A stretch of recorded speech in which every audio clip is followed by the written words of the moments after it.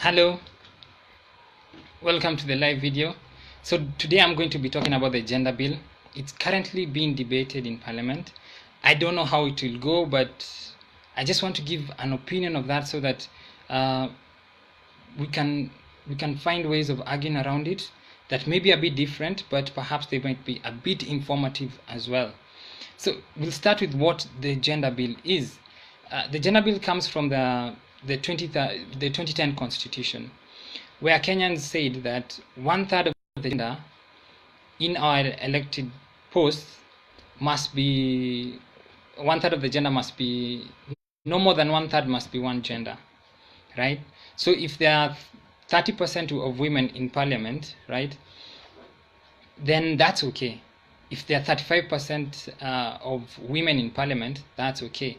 But if 29% of the women in parliament and of the people in parliament are women, then that's not okay. And we need to correct that by ensuring that we get to 30. So one of the proposals, the implementation of it has been a bit difficult. It's been 8 years and still no implementation. And people are asking why.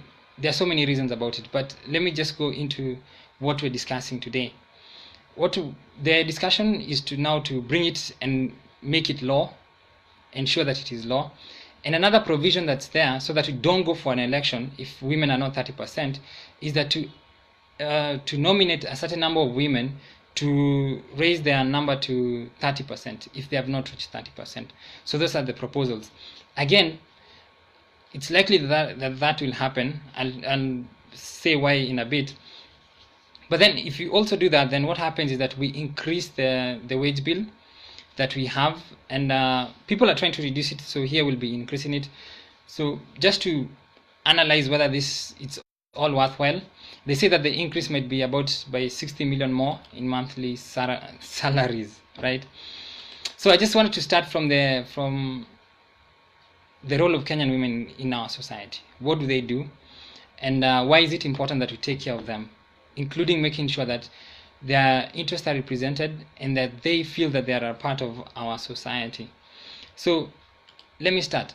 Women make over more than half of the Kenyan population. They make over 50% of the Kenyan population, yet they only make 46.6% of the registered voters. So they're over 50% of the population. I'll give the exact figure later. And then they are only 46.6% of the population. You get? So women, I think from that point you'd see a bit of a problem where you are less than half of the registered voters, but you're more than half of the population. So that might be one of the ways that we can correct these issues. Now, so that's a general overview of women in our society. Let's go to economic power. Like, what economic power do women have in our society? So I found some statistics. They're divided into sectors, right? Like women in employment in agriculture, they make up 47% of that sector. That's a reduction, 47.3%. That's a reduction over some years where there were 55.8%. So it means that more men have entered into the sector or taken up more of it, or more women have left. So that's something that is worth studying.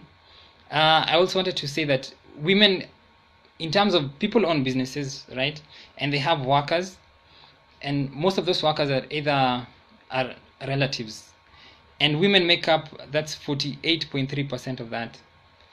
So they are contributing family workers. So it means that when men usually own the businesses and women participate as workers in those businesses, men who participate as workers in businesses, it's only 23.8%, which I think is it's a bit unfair. So I also wanted to touch on something. As in terms of salaried and wage earners, women make only 21.3% of the population, and I think that's a bit sad. Imagine, they are over 50% of the population, but in terms of those who earn wages, they're only 21.3%. I believe that there's a problem there, and we need to check it and to see what we can do about it. So anyway, in terms of voting power, Kenyan only had 9.4 million female voters, right? That's in 2017. So that's a bit of a problem. Again, we said 46.6%. We need to increase those numbers. And if we increase, perhaps we'll have more women. I will also wanted to add the number of women. This is a good statistic. Between 26 and 35 years, the number of women increased. This is an increase by 62% between 2013 and 2017. So women between 26 and 35 years, they're really politically conscious, and they're thinking about matters of our society. And that's a good thing. And it's a demographic that we need to encourage so that we have more of them in power. At the same time, right, increases the male population within that demographic, that's 26 to 35%, they dropped by, was it 50% compared to 50% of men? Oh yeah, men only increased by 50%, right? The number of males in that demographic. So women, the increase of women by men over men in that demographic was 12%. So I think women are more politically conscious at this age, between 26 and 35. And I think that's when they actually realize that what life is really about. When, you know, they're earning money, they're okay, they're not okay, but they have now time to settle. Campus is over, now it's the job market and all of those things, trying to advance further in society. And I think it's a bit different for them at this time, so they become more politically conscious of how patriarchal our society is. So within that demographic, there's a very, very good progress. There's very good progress. But overall, what's happening when it comes to women? In terms of gender representation, the IEBC noted during the 2017 election that 53% of those registered are male compared to 47% female, right? This was a reduction of up to 2% for women in terms of the number of registered voters. So you get, there's a certain demographic that's where the women are improving, but then overall, in terms of voting power, the voting power of women is reducing. You get, and at the end of the day, when it comes to elections, it's about the voting power. So if you are focusing on the gender bill and not focusing on the voting power, then your interest may not be served, because at the end of the day, you're looking at interest in the representation. I'll touch on that a bit later. So when it comes to political power, again, very sad statistics. We keep that figure in mind. Women are over 50% of the Kenyan population. Keep that figure in mind. So right now, women hold 172 of the 1,883 elected seats in Kenya. That's 9% of all the elected seats in Kenya. That's MCA, that's which is the MCA, MP, senators, governors. They only hold 9%. And they're 50% of over 50% of the population. Now that's sadness. Okay, but it moved up. It moved up. Why did it move up? Because it was 145 seats. That's only 7%. So they increased by around 2%, right? So overall reduction in women in terms of women voters, right? But an increase in the number of representatives without the gender rule. You get that idea? And then there's a certain demographic where there's a specific increase. So how did this demographic vote? Things that we need to analyze, right? So anyway, it's good. The National Assembly has 75 women MPs, 22 from constituencies elected, 6 nominated in the 12 nomination slots, while 47 are elected as women reps, right? So 22 elected from constituencies and 47 as women reps. So yeah, that's also something we need to study. That in terms of elected, there were more women who passed through as women reps than there were who passed through as elected women. So that's another issue we need to analyze. Anyway, so the Senate has 3 elected women from 47 constituencies, while 18 are nominated. Again, from all of this, we can see that in terms of voting power, political power, the women are not where they should be. In terms of voting power, the women, there's a certain demographic, 26 to 35%, where things are moving well, but in the rest, things are not improving, right? So we need to check on that. Also, wanted to add, let us understand, when it comes to the gender bill, what we're trying to do is that we're trying to to say that a certain demographic is supposed to represent women, right? It's about representation when it comes to parliament. And I feel that perhaps we need to look back where it all started, like what really happened. Parliament came about in terms of, back in the day, I think it was 1815, where King John, he was a very bad king. King Richard the Lionheart was out fighting the Crusades. King John stayed back in England, and he was a very bad leader. And what happened was that he kept increasing taxes. He kept increasing taxes for the poor, and eventually the poor are fed up. Sorry, the nobles are fed up, and they rose against the king, and they formed a council. It was called the Royal Council, and it forced the king that to increase taxes, he must talk to that Royal Council. He must talk to that Royal Council. And that's where you get the name Parliament. Parliament means to talk. So when you elect people to go to Parliament, we are electing them to go and talk on our behalf, so that the powers that be do not do as they wish, but they do based on our needs and our interests, right? So let me ask you, does it have to be a woman who represents female issues in Parliament? In the same way, does it have to be a child who's... do we have to send a child to Parliament to represent a child's interests? So if putting women in Parliament does not represent their interests, then why are we specifically selecting a specific slots for only women? If to talk on behalf of women, you do not have to be a woman, right? But I'll touch on that a bit later again.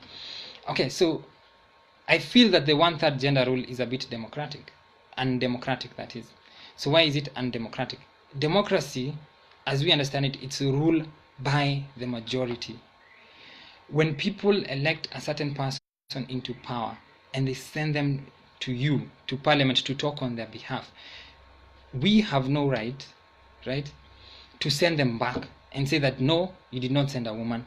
The people choose what they want, and if they choose a person who's not a woman, then so be it. That is why we call it rule by majority. They have voted as the majority for that person.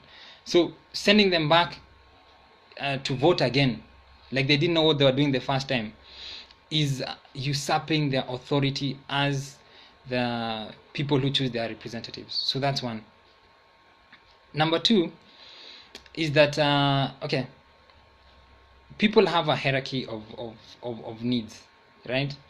And at certain times, certain things might be more important than other things. Like perhaps to others, they feel that taxes are more important than representation of women in certain areas. That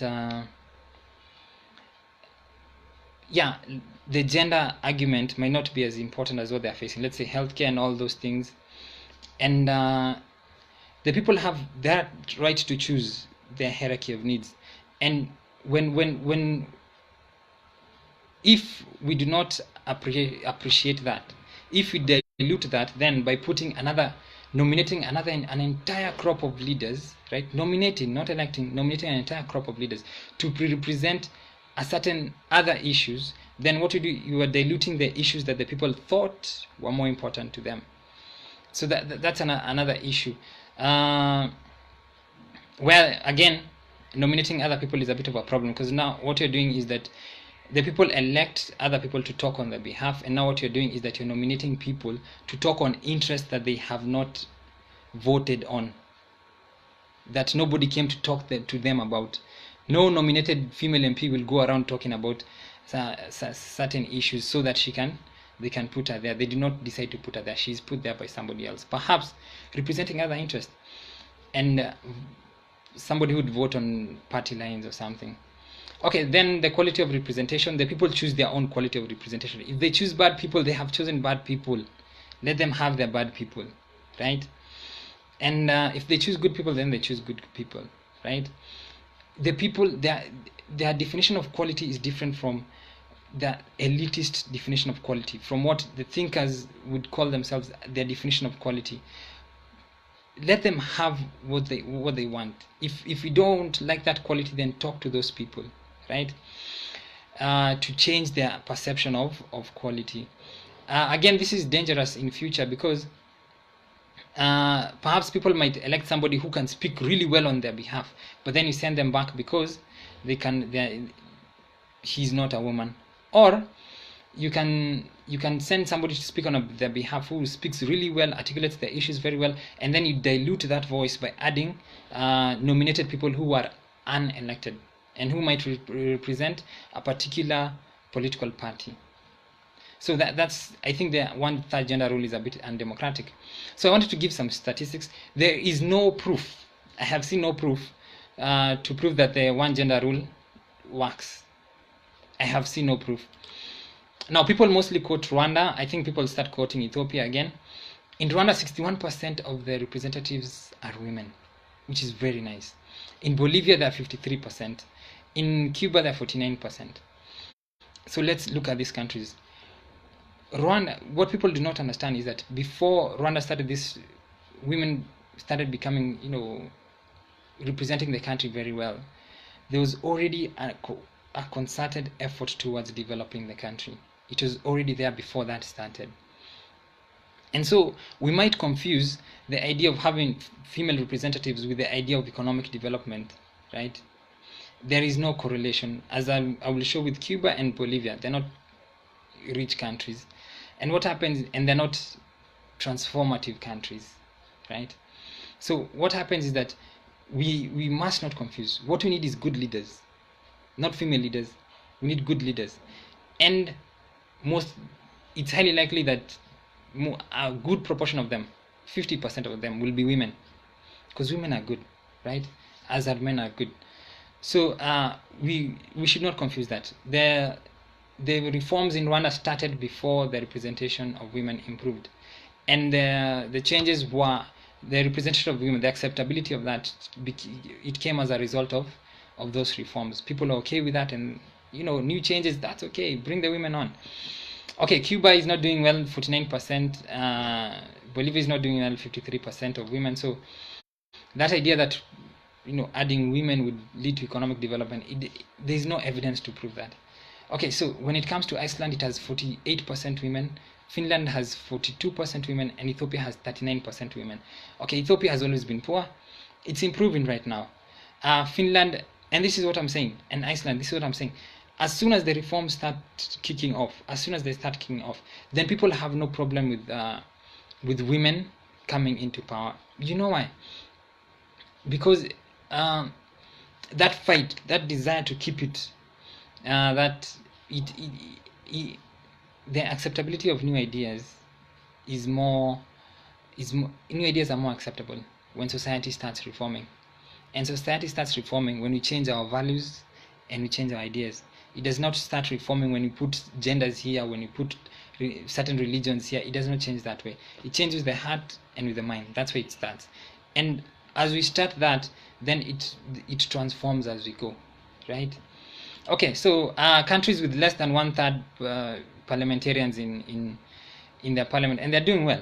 Australia 29%, Canada 26%, Kenya we're at 22%. This is statistics from the World Bank. I think it's a bit wrong, but we'll check that. So Australia is 29%, Canada is 26%, which is, I think, is nice, right? It's not yet part of the. It has not achieved the 1/3 gender rule, but they're doing well. They're not doing badly. Canada is not doing badly. The United States is at 19%. It's at 19%. So it's not that bad. It could improve, of course, and I think it did improve during these midterms, but it's not that bad. So anyway, again, just because they're not enough, what we feel that are enough women in parliament does not mean that the country is doing badly or women are oppressed. You get. The value system of society will change. Again, we also need men and women are different, so our aspirations are different. It's a matter of choice.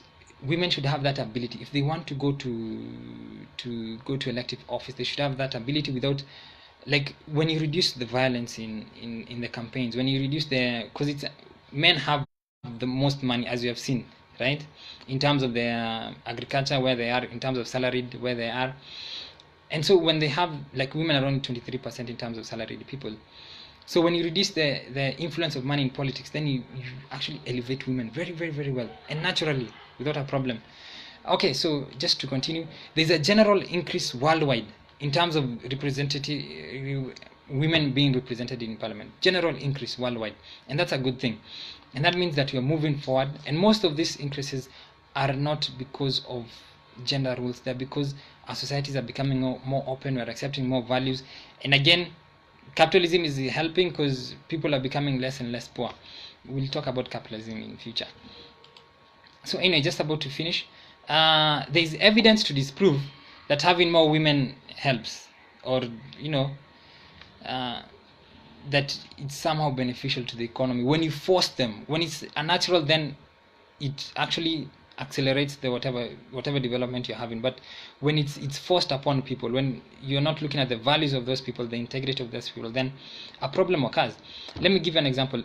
In August 2018, the Auditor General said that there's 4 billion missing. Okay, missing from the women's county, the women county representatives county. And okay, missing might mean misappropriated in this case. So the question that I'm asking is, who are these women representing? As in, what are they doing? If bringing women on board would lead to economic development or would support women, where's the evidence that bringing these women county representatives on board has led to some kind of shift or some kind of improvement for women in Kenya? Where is that evidence? Because I haven't seen it. And if we do not have that evidence, and then we now consider increasing that number, then we are really not working based on reason. We are acting based on emotions, and emotions did not go far, because at the end of the day, reason is reality, and reality will always hit you. Okay, so I wanted to give a few examples. Like when it came to Esther Passaris, I have seen her riding bikes, which is okay. I like that initiative, by the way. So I've seen her riding bikes. I've seen her attend events and give money to events, charities and all that kind of stuff, and to give speeches, which was nice. I've seen her tweeting. I haven't seen anything substantial from Esther Passaris when it comes to women, and she's the Nairobi County Women Representative. Especially when it comes to, let me just go off. Monica Juma, they slit, her throat was slit. I didn't hear talking about that. Sharon Otieno, stabbed in the stomach. The baby stabbed also while she was in the abdomen of Sharon. Where was the county women representatives there? Where was she? Where is she now? So anyway, that's Esther Passaris. Shebesh, we already know the saga with her and Sonko. I believe that she loves shouting. I haven't seen any substantial for women on behalf of her. Sabina had some trouble with some slaking or something. She had some trouble with that, and okay, I'm not sure if she's a county representative. I think she's a county representative. But anyway, my point is that we haven't seen any evidence that putting aside slots for women would actually lead to improvement in women. Because at the end of the day, it's about values. It's not about whether you're a man or a woman. It's about values. What values do you have? And as soon as you start changing the values, then the society changes. So trying to rush. I wanted to give an example, a nice example. There's a lady called Makeri. I can't remember her exact name, but she was called Makeri, and she was of the Kikuyu, where the British put her in charge of the Kikuyu. She was having an affair with with the chief of Fort Hall, and so the husband knew about it, and the chief of Fort Hall offered the husband a position, and he rejected. So the woman accepted. That was in 1902. And she became very brutal. She collected taxes with brutality. She used to sit on people as she was collecting taxes. And then one day she did a naked dance. It was I called the Kibata dance. That was in 1909. And it caused scandal for the Kikuyu, because only the males are supposed to do that. She danced naked. So anyway, she was thrown out, and she died in 1915. So that's just a bit of history. When you put people there without merit, that is what happens. They don't change anything. They become part of the system, and they become worse than what we have thought. If in terms of stealing, there's 4 billion missing. If in terms of scandals, everybody people who, anyway, a lot of scandals. In terms of, if people have scandals, women have scandals. So let me just leave it at that. Let me give examples. In terms of fighting for our rights, if they don't fight for our rights, then putting them there by force does not mean that they'll fight for our rights, right? Because they didn't fight for Sharon, they didn't fight for Monica, they will not fight for you. They are there because we have not elected them, but we put something aside for them, so they are accountable to no one except the person who put them there. So anyway, the people who rose without it, Martha Karua rose without a gender rule, Wangari Maathai rose without a gender rule, and yeah, so we don't really need that. When it comes to, in terms of, these things happen naturally. In between 2013 and 2017, 29%, there was a 29% increase in the number of women candidates competing in the 27 general elections without a gender rule. Because 2013 we had the women reps, and in 2017 we had the gender reps. So here it would be an increase in terms of the constituencies where they're voting for. And then an 18% in terms of the women elected to office in 2017 compared to 2013. So I think that's nice. So there's a natural increase in the women who are vying without this putting this other stuff. So giving another, just now to finish on the way forward, there's a proposal on the table. It's called the Punguza Mizigo proposal. I think that we should go for that, because one of the proposals in the Senate is that we have one man and one woman senator per county, and I think that's very, very, very nice, because then what's more equal than that, than 50 to 50%, right? And then the other proposal is that the Senate would have more power than the National Assembly, right? So the seat, the house that has the most number of women, let's say like that one will have 50% of women, will have more powers than the National Assembly. And the counties, I hope, as per the proposal, I think this case will modify, it should represent the counties, not the people in the counties, like the US, where the senators represent the state, not the people. And then now when it comes to when it comes to representing the people, then we'd have the constituencies, where we would not usurp the democracy of the people by electing bad people.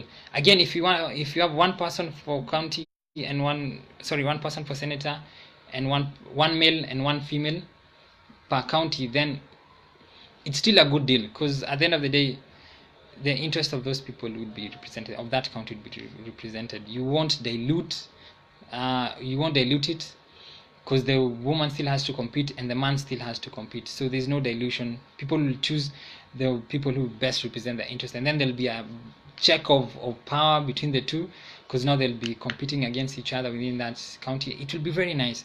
Punguza Mizigo is very nice, except the 1-year term president. So I think that's good. So just to end it, in 2015, the male to ratio population of Kenya, male to female ratio, there were 99 men per 100 females, because it's 98.81. In 1960, there were 100 men to 100 females. The exact figure is 100.61 males to 100 females. So what happened? Males are reducing. Okay, I understand the statistics, because less women are dying because of healthcare, especially when it comes to maternity, and of course more men are killing each other, because men they just kill each other in suicide, crime, wars, all of that. So that's why they're reducing. Anyway, it's a nice statistics that we should keep a check on. So let me finish at that. I think I've gone longer today than most days. I hope it has been informative. I'll see you tomorrow. Give me topics. I'll see you tomorrow. Bye bye.